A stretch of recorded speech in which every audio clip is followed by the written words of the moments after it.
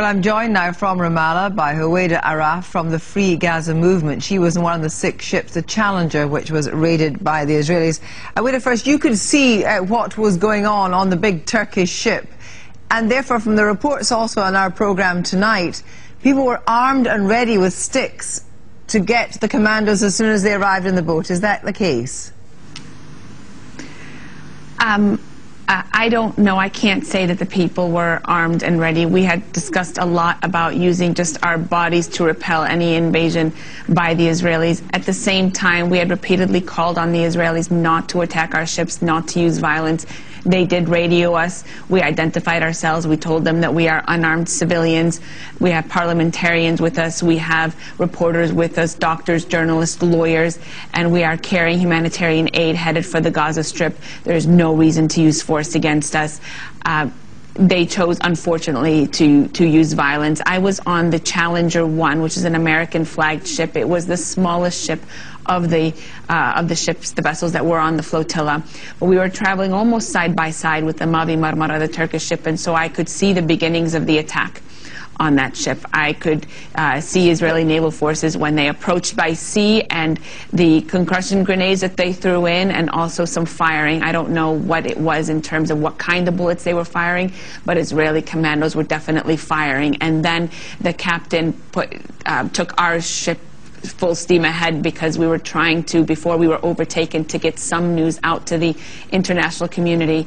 Unfortunately, all of our satellite systems were jammed, and after about 15 minutes of trying to outrun the Israeli naval forces, they surrounded our ship. They threw concussion grenades on our boat, used tasers, and then boarded, masked, and with their weapons, with their rifles actually cocked and ready, and they also had dogs with them.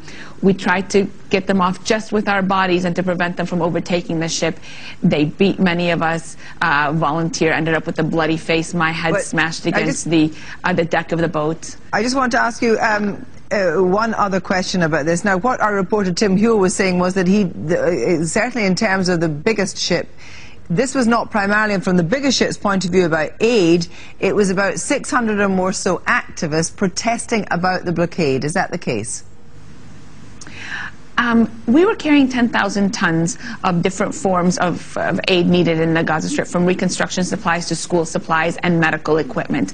And while we fully intended, our goal was to reach Gaza with this aid, our goal is not to perpetuate this cycle of humanitarian aid, because that's exactly what Israel's blockade is doing. It is squeezing the people of Gaza, letting a certain small amount of aid in that doesn't meet the needs of the people and is strictly limited to a few kinds of items. So thousands of items are denied entry under the pretext of security, but actually they have nothing to do with security. Right. Like, why won't Israel allow in baby formula or paper, books, oxygen, anesthetics? These are the kinds of things that we were carrying on our ships. We wanted to deliver them because they are much needed in Gaza, but also we need to challenge the policy that leaves Gaza in need of humanitarian aid. Thank you for joining me tonight.